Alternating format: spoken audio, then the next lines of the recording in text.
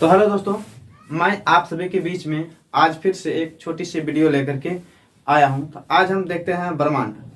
ब्रह्मांड में क्या होता है, तारा क्या होता है, खगोलीय पिंड क्या होता है, उल्का पिंड क्या होता है, मतलब धीरे धीरे सभी चीज का मैं चर्चा इसमें करूंगा। तो जैसे जैसे वीडियो आगे जाएगा, एक वीडियो में उतना संभव नहीं है, दूसरा वीडियो तीसरा वीडियो ऐसे इसी तरह का पर डे एक दो दिन लेट करके आता रहेगा। तो आज देखेंगे हम लोग ब्रह्मांड। ब्रह्मांड किसे कहते हैं, तारा जो है, तारा कैसे बनता है, तारा बनने से पहले वह क्या था, और तारा जब तारा का मृत्यु होता है लाल दानव के रूप में, न्यूट्रल, पल्सर, इक्वेसर, है ना, ये सब के बारे में आज हम इसमें चर्चा करेंगे। तो पहले देखते हैं कि ब्रह्मांड किसे कहते हैं। तो जितने भी आकाशीय पिंड है ना, जितने भी आकाशीय पिंड है उसे हम क्या कह सकते हैं, समस्त आकाशीय पिंड को ब्रह्मांड कह सकते हैं। यानी कि ब्रह्मांड उतनी बड़ा है, जितना बड़ा है कि हम अपने आंखों से नहीं देख सकते हैं। ऐसा पृथ्वी न जाने किस किस ग्रह पे हो सकता है, किस किस तारा पे हो सकता है, हमें आज तक कोई आइडिया नहीं लग पाया। बस हमें पता अपने पृथ्वी के बारे में और सूर्य के इर्द गिर्द जितने ग्रह घूमते हैं उस ग्रह के बारे में थोड़ा सा हम लोग को जानकारी मिला है। ना कि सूर्य जैसा तारा उसी तरह का बहुत सारा तारा है, लाखों करोड़ों तारा, उनके बारे में अभी तक हम लोग को जानकारी नहीं मिल पाया, क्योंकि वो तारा इतना ही दूर है, हम लोग उस पर चाह करके भी नहीं जा सकते हैं। तो आज देखते हैं हम ब्रह्मांड। तो ब्रह्मांड का उत्पत्ति कैसे हुआ था और जो तारा बना था, बेसिकली आज देखेंगे तारा का जीवन काल, तारा कैसे बनता है और तारा का अंत में मृत्यु कैसे हो जाता है। जैसे आसमान में हम क्या देखते हैं, छोटी छोटी तारा, उसी तरह का सूर्य भी क्या है, सूर्य भी हमारा एक तारा है, लेकिन वो उतना बड़ा क्यों दिखाई देता है, उनका प्रकाश हम तो उतना ज़्यादा क्यों पहुंचता है, तो वास्तव में वो हमसे बहुत ही नज़दीक है। और आसमान में जो तारे दिखाते हैं वो हमसे बहुत ही दूरी पर है, इसीलिए हमें वो तारा रात में दिखाई पड़ता है, ना कि दिन में। तो चलिए देखते हैं कि तारा का उत्पत्ति कैसे हुआ है। तो पहले विरल का रूप में, गैसीय फॉर्म में बहुत सारे चीज क्या था, ब्रह्मांड में इर्द गिर्द प्लाज्मा अवस्था में घूम रहे थे। क्या हुआ था, प्लाज्मा अवस्था में गैसीय पिंड घूम रहे थे। उसमें थोड़ा सा हीट आने के बाद में वो क्या हुआ, वो एक निहारिका यानी कि नेबुला का रूप धारण कर लेता है। नेबुला मतलब गैसों का बादल को ही नेबुला या निहारिका कहते हैं। धीरे धीरे वो जमने लगा था। जब उनका हाइड्रोजन, उसमें हाइड्रोजन पाया जाता है और हीलियम में जब बदलने लगा था, हम पहले भी बता चुके हैं कि इसमें क्या रहता है, ये प्लाज्मा अवस्था में रहता है। प्लाज्मा का मतलब होता है आग जैसा ही, बहुत ज़्यादा टेम्परेचर इसमें रहता है। तो पहले क्या था, गैसों का बादल। तो गैसों का जो बादल था उसे कहते हैं हम लोग निहारिका या फिर नेबुला। तो देखिए नेबुला का जो था वो कैसा था, मान लेते भाई ये क्या है, इस तरह का, ये क्या है, ये मान लेते हैं नेबुला है, निहारिका। क्या है, निहारिका।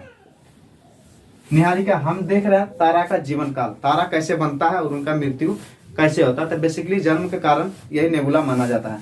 गैसों का जो बादल है ना, इकट्ठा होने के कगार जो होता है, जिसमें इसमें हाइड्रोजन से हीलियम में बदलने की क्रिया, हाइड्रोजन से हीलियम में बदलने, नाभिकीय संलयन की क्रिया इसमें जारी होता है। तब ये क्या होता है, इनका ताप धीरे धीरे घटना स्टार्ट हो जाता है। जब इनका ताप घटता है तो ये धीरे धीरे घट जाता है और क्या होता है, ये थोड़ा सा सिकुड़ जाता है। क्या होता है, गैसों का बादल था, धीरे धीरे क्या होता है, इतना दूर में फैला हुआ है, ये फाइनली क्या होता है, थोड़ा सा सट जाता है। क्या होता है, थोड़ा सा ये सट जाता है। तो मान लो पहले का आकार उतना बड़ा था, पहले का आकार इतना बड़ा था, अब का आकार कितना बड़ा हो जाएगा, अब का आकार ये मान लीजिए, अब का आकार ये हो गया। ये क्या हो गया, ये सिकुड़ गया। ये दोनों एक ही का फॉर्म है, सिकुड़ गया, है ना। सिकुड़ने के बाद ये होता है, मतलब पहले निहारिका था। निहारिका जब इसका ताप जो इसमें था, हाइड्रोजन जब हीलियम में बदला, हाइड्रोजन जब हीलियम में बदला तो ये तारा का रूप ले लेता है। किसका रूप ले लेता है भाई, ये तारा का रूप ले लेता है। अब देखते हैं जो हमारा तारा है, जो हमें रात में दिखाई देता है, या फिर हम अपना पर्सनल जो तारा कौन है, सूर्य, हम सूर्य को ही लेते हैं। तो इसमें जो है ये बन गया क्या, ये बन जाता है तारा। तारा बनने से पहले क्या था, निहारिका। तारा बनने से पहले क्या था, निहारिका। और निहारिका बनने से पहले क्या था, गैसों का बादल था, धीरे धीरे समूह में आ गया तो निहारिका बन गया। इनसे जब क्या बोलते हैं, ऊर्जा हाइड्रोजन से हीलियम में जब प्रभावित हुआ, जब ये थोड़ा सा सिकुड़ गया तो क्या बन जाता है, ये हमारा तारा का निर्माण हो जाता है।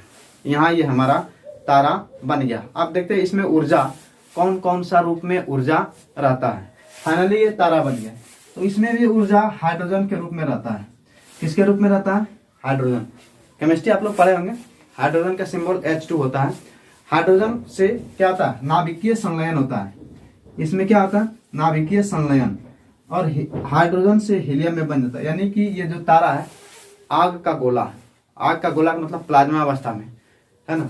तो हाइड्रोजन से हीलियम में बदलता है। ये क्या है, ये इसका अवस्था, ये प्लाज्मा अवस्था में पाया जाता है। प्लाज्मा अवस्था में पाया जाता है। और इनका टेम्परेचर, प्लाज्मा अवस्था का टेम्परेचर बहुत हाईली रहता है।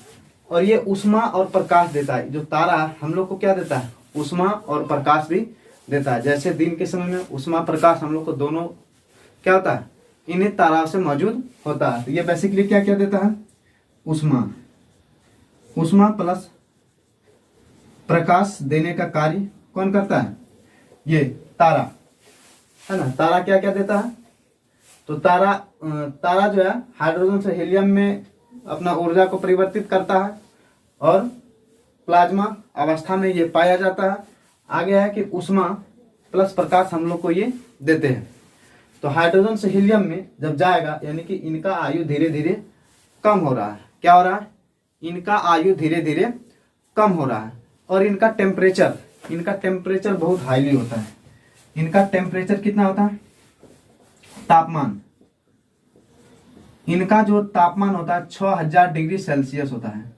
कितना होता है दोस्तों, तारा का जो टेम्परेचर होता है, कोर का सबसे बाहरी भाग का, इनका टेम्परेचर 6000 डिग्री सेल्सियस होता है।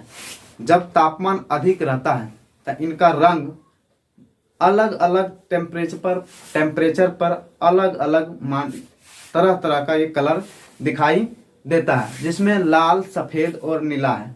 इनका जो कलर है ना, कलर धीरे धीरे चेंज हो जाता है। तारा का कलर धीरे धीरे चेंज होता है। पहले लाल दिखाई देता है, फिर सूर्य ऐसे बेसिकली कैसे दिखाई देता है, सूर्य बेसिकली लाल ही दिखाई देता है। तो लाल, सफेद और नीला कैसे कैसे दिखाई देता है, लाल, सफेद और नीला, लाल, सफेद और नीला। तो जैसे जैसे इसमें टेम्परेचर बढ़ेगा, तारा में जैसे जैसे टेम्परेचर बढ़ेगा, वैसे वैसे रंग क्या होगा, इसका परिवर्तन होगा।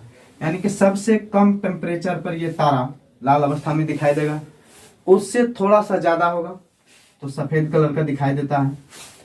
जैसे सूर्य का उदाहरण लेते हैं, सूर्य सुबह में कैसा दिखाई देता है, पूरा लाल दिखाई देता है। कैसा दिखाई देता है, लाल।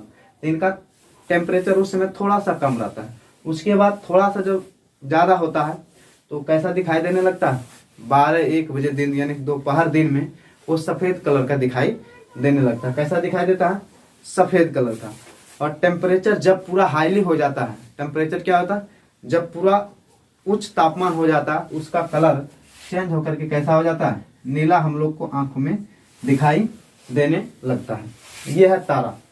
सूर्य का ये मान लेते हैं, ये तारा क्या है, ये तारा सूर्य ही है। तो इसमें ये तारा है, इसका ऊर्जा हाइड्रोजन से हीलियम में नाभिकीय संलयन से आ रहा है। नाभिकीय संलयन से हम लोग को ये ऊर्जा देती है कौन, सूर्य। प्लाज्मा अवस्था में पाया जाता है, ऊष्मा प्लस प्रकाश ये हम लोग तक पहुंचाती है। तापमान इसका 6000 डिग्री सेल्सियस है। तापमान कितना है, 6000 डिग्री सेल्सियस। और इनका कलर लाल, सफेद, नीला। पहले लाल रहता है, उनके बाद सफेद हो जाता है, और उनके बाद ये नीला हो जाते हैं। तो पहले था क्या, निहारिका सिकुड़ गया, इसमें थोड़ा सा इनका ऊर्जा कम हुआ तो ये तारा का रूप ले लिया, यानी कि तारा का जन्म यहाँ से स्टार्ट हो गया, यहाँ ये तारा बन गया। अब आएगा तारा का विनाश का स्थिति, तारा विनाश की स्थिति। जैसे सूर्य भी क्या है, सूर्य भी हमारा एक तारा है, सूर्य भी आगे दिन चल के वो भी विनाश हो जाएगा, यानी कि सूर्य भी आगे चल के खत्म हो जाएगा। सूर्य अभी तक अपने आधे उम्र पार कर चुका है, जब से सूर्य का निर्माण हुआ तब से आधा और चलेगा, उनके बाद सूर्य क्या हो जाएगा, सूर्य फिर इसमें ब्लास्ट होगा, लाल दानव बन जाएगा और आगे की प्रक्रिया हम देखते हैं। तो फिलहाल इनको हम मिटाते हैं। तो आप लोग अगर स्क्रीनशॉट लेना चाहते हैं तो थोड़ा ले लीजिए, हम थोड़ा साइड हो जाते हैं।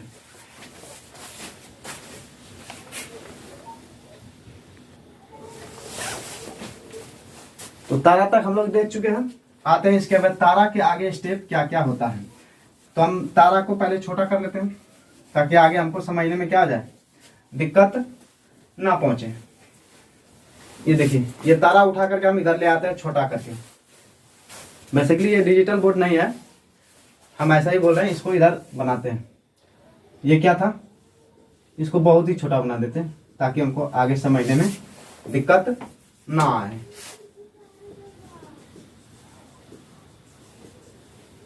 इसको लिख देते हैं, ये क्या है, ये था तारा, है ना, इसको आगे मिटा देते हैं। इसके बाद क्या होता है, जब इस तारा में ईंधन खत्म होता है, अभी बता रहे थे इनका ईंधन हाइड्रोजन से हीलियम में परिवर्तित होता है। जब धीरे धीरे में इनका ईंधन पूर्ण रूप से कम हो जाएगा तो ये बन जाता है लाल दानव, है ना। ईंधन कम होने पर, यहाँ लिख सकते हैं हम लोग, तापमान कम होने पर,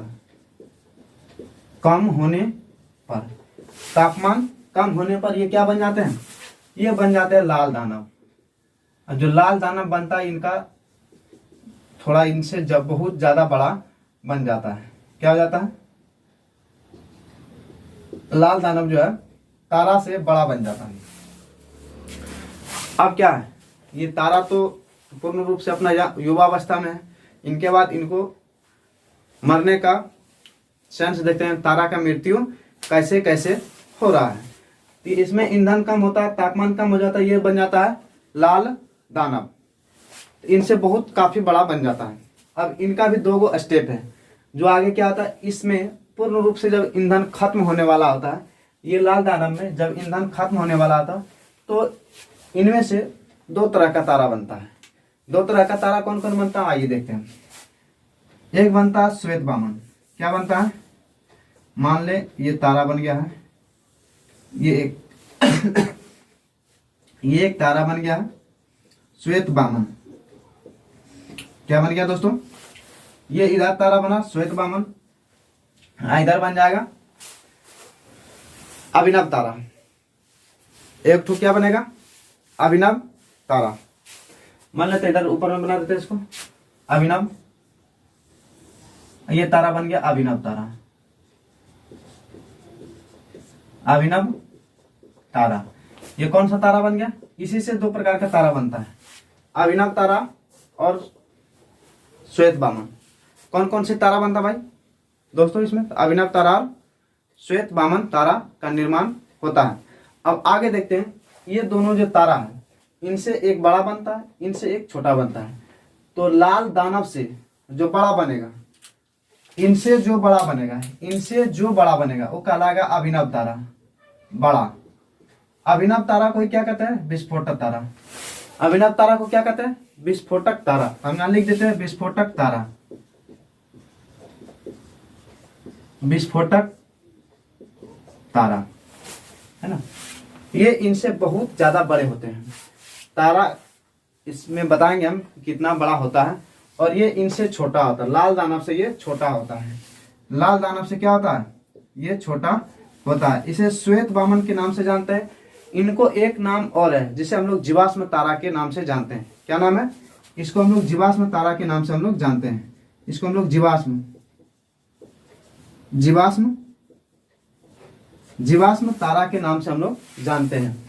यानी कि लाल दानव जब बना, इनका नाम यहाँ लिख देते हैं हम, लाल दानव। जब लाल दानव बना तो इनमें जब ऊर्जा का कमी हुआ तो ये इनसे अगर बड़ा बन गया तो अभिनव तारा हो गया, और इनसे छोटा हुआ तो ये श्वेत वामन बन गया। श्वेत वामन चमकना धीरे धीरे कम कर देता है, इसका चमकना कम हो जाता है, चमकना कम हो जाता है। और इनके बाद जब पूर्ण रूप से इसमें ऊर्जा खत्म हो जाता है श्वेत वामन में, तब कहाँ ये चले जाते हैं, ये बन जाते हैं आकर के काला वामन। इधर एक स्टेप और ये चलते हैं आगे, और ये बनता है क्या, काला वामन। क्या बनता है दोस्तों, ये बन जाते हैं काला वामन। देखो लाल दानव अगर छोटा हुआ तो श्वेत वामन, अगर बड़ा हुआ तो अभिनव तारा बनता है। यहाँ पे थोड़ा सा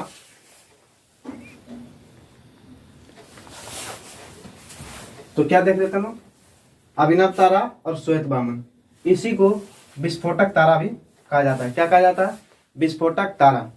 ये काला वामन जब बन गया तो चमकना पूर्ण रूप से बंद हो जाता है, चमकना बंद हो जाता है, चमकना बंद हो जाता है। यानी कि यहाँ स्टेप जो है लाल दानव से श्वेत वामन, श्वेत वामन से काला वामन, ये पूर्ण रूप से तारा का यहाँ मृत्यु हो जाता है। इनके बाद तारा खत्म हो जाता है। अब इधर नीचे अगर छोटा बन गया तब इस स्टेप में आकर के खत्म हो गया।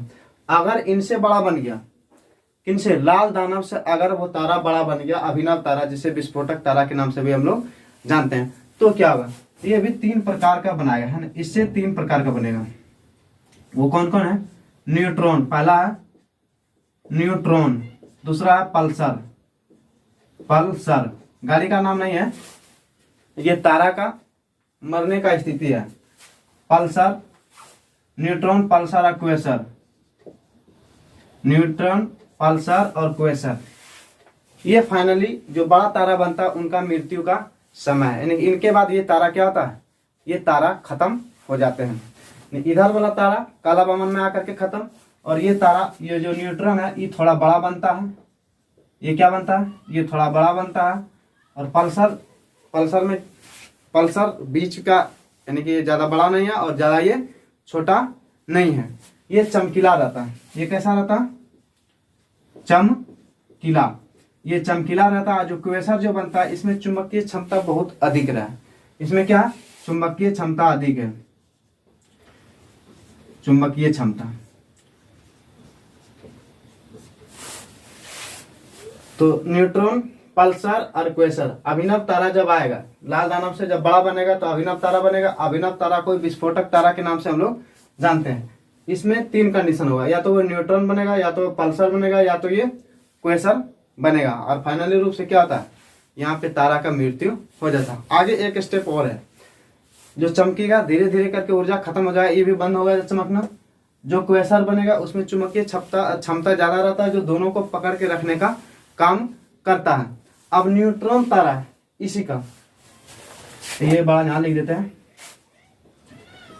है ना। ई जब सिकुड़ता है, ई जब सिकुड़ जाता है बहुत खतरनाक बन जाता है ना। ई जब सिकुड़ता है तो बन जाता है ब्लैक होल।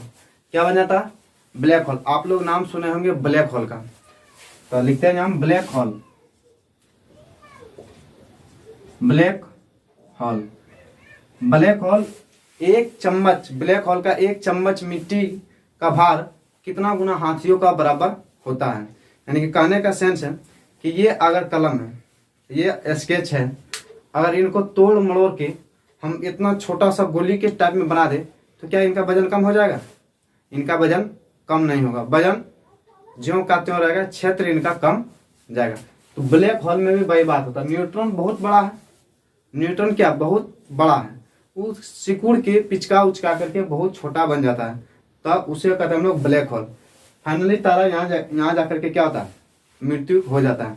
ब्लैक होल और क्या होता है, ये सब ब्रह्मांड में घूमते रहता है। ब्रह्मांड में क्या होता है, ये सब घूमते रहता है। ब्लैक होल अगर किसी ग्रह से, ब्लैक होल अगर किसी ग्रह से टकरा जाए तो क्या होगा, ग्रह को बीचों बीच फाड़ देगा। मान लें ब्लैक होल ब्रह्मांड में घूम रहा है, ब्रह्मांड में क्या घूम रहा है, हमारा पृथ्वी भी घूम रहा है, जिसपे हम लोग हैं और आप लोग भी हैं। अगर इनसे टकरा गया तो पृथ्वी को बीचों बीच से फाड़ के जा सकता है। ब्लैक होल में इतनी ताकत रहता है। अब देखते हैं, ये जो बड़ा बना था और ये जो छोटा बना था, ये जो छोटा बना था और ये जो बड़ा बना था, कितना बड़ा बना था और कितना छोटा बना था। तो हम इसको यहाँ पे लिखते हैं। इनके सबसे पहले जांचा, भारत का वैज्ञानिक चंद्रशेखर था। नाम क्या था उनका? चंद्रशेखर। तो कहते हैं चंद्रशेखर सीमा क्या है, इन्हीं के बड़ा और छोटा की बात कर रहे हैं। तो चंद्रशेखर दिया, चंद्रशेखर सीमा दिया। तो चंद्रशेखर ने बताया, चंद्रशेखर जो वैज्ञानिक था, चंद्रशेखर जो वैज्ञानिक था, उन्होंने बताया कि सूर्य के द्रव्यमान का, क्या बताया है, इसी का नाम है चंद्रशेखर सीमा। चंद्रशेखर सीमा कहा है कि सूर्य का द्रव्यमान का, तो पहले हम लिखते हैं सूर्य का द्रव्यमान, द्रव्यमान का 1 सूर्य का द्रव्यमान का गुना 1.44 से अगर बड़ा होगा, अगर 1.44 से बड़ा होगा तो ये क्या बनेगा, कितना कहा है चंद्रशेखर सीमा, सूर्य के द्रव्यमान का 1.44 से अगर वो बड़ा हो जाएगा तो ये बन जाएगा अभिनव तारा। ये क्या बन जाएगा? अभिनव तारा। अभिनव अभिनव तारा। आगे सूर्य का द्रव्यमान का अगर 1.44 छोटा बना, क्या बना, 1.44 गुना छोटा बना, तो ये बन जाता है श्वेत वामन। ये क्या बनता है? ये श्वेत वामन बन जाता है। ये जो है कैसे बनेगा श्वेत वामन और अभिनव तारा, इनको जानकारी भारत के वैज्ञानिक चंद्रशेखर ने दिया था। उन्हीं को सीमा का हम लोग चंद्रशेखर सीमा के नाम से जानते हैं। और ये बताए हैं कि चंद्रशेखर जो सीमा है, सूर्य के द्रव्यमान का 1.44 गुना से बड़ा होना चाहिए, तब क्या बनेगा, तब वो अभिनव तारा बनेगा। और 1.44 गुना से अगर कम बनेगा तो वो बन जाएगा हमारा क्या, वो हमारा बन जाएगा श्वेत वामन। तो हम लोग का सूर्य कहाँ जाएगा, इसमें जाएगा या इसमें जाएगा, आप लोग दिमाग लगाइए, है ना। बेसिकली हमारा सूर्य श्वेत वामन में ही जाएगा। कहाँ जाएगा? श्वेत वामन में, क्योंकि चंद्रशेखर सीमा में कहा है कि सूर्य का द्रव्यमान का से कितना बड़ा, 1.44 गुना बड़ा होना चाहिए। तो क्या सूर्य अपना द्रव्यमान से 1.44 गुना बड़ा कभी हो सकता है? वो नहीं होगा, उनसे छोटा हो जाएगा। 1.44 गुना से छोटा आएगा। अगर उनसे छोटा हो जाएगा तो ये कहाँ जाएगा, ये आ जाएगा हमारा श्वेत वामन में। आप लोग समझ गए होंगे। तो थोड़ा इसके और हम आगे बढ़ाने का कोशिश करते हैं। तो फाइनली आप लोग देखेंगे, पहले क्या था, नेबुला या निहारिका, निहारिका से बन गया तारा, तारा में जब ईंधन खत्म हुआ तो लाल दानव बना। लाल दानव इसमें तो बता दिए थे क्या क्या होता है, हाइड्रोजन से हीलियम में नाभिकीय संलयन होता है, 6000 डिग्री सेल्सियस होता है। और इसमें क्या था, हमको प्रकाश देता है, ऊर्जा देता है। ये इससे बड़ा हो गया तो लाल दानव बन गया। लाल दानव जब विस्फोट किया तो अभिनव तारा बना और श्वेत वामन बना। बड़ा बना तो अभिनव तारा, छोटा बना तो श्वेत वामन। श्वेत वामन चमकना धीरे धीरे कम कर देता है, फिर बाद में जाकर के क्या होता है, सिकुड़ जाता है। सिकुड़ने के बाद ये काला वामन बन जाता है। काला वामन पूर्ण रूप से क्या होता है, चमकना बंद कर देता है, यानी कि तारा का मृत्यु हो जाता है। इधर वाला फेज में, उधर वाला फेज में श्वेत वामन है। श्वेत वामन को हम लोग विस्फोटक तारा के नाम से जानते हैं। और neutron pulsar quasar, neutron pulsar quasar, neutron ये बड़ा होता है, पल्सर चमकीला होता है, और क्वेसर चुंबकीय क्षमता तक जो दोनों को खींच के रखने का काम करता है। न्यूट्रॉन जब सिकुड़ता है, न्यूट्रॉन कब होता है, जब इनका सब कुछ खत्म होने लगता है, ये सिकुड़ जाता है। सिकुड़ के ये क्या बनता है, ये सिकुड़ के बनता है हमको ब्लैक होल। हमारा ब्लैक होल, ब्लैक होल का वजन बहुत ज्यादा, हाईली ज्यादा रहता है। किसी से कोई भी ग्रह से लड़ेगा तो उनको फाड़ करके वो निकल जाएगा। ये था। आगे था कि कितना बड़ा बनेगा, तो चंद्रशेखर सीमा जो दिया था 1.44 गुना से बड़ा बनेगा तो अभिनव तारा, 1.44 गुना से कम बनेगा तो श्वेत वामन बनेगा। तो आप लोग अगर स्क्रीनशॉट इसको लेना चाह रहे हैं तो आप लोग ले लीजिए।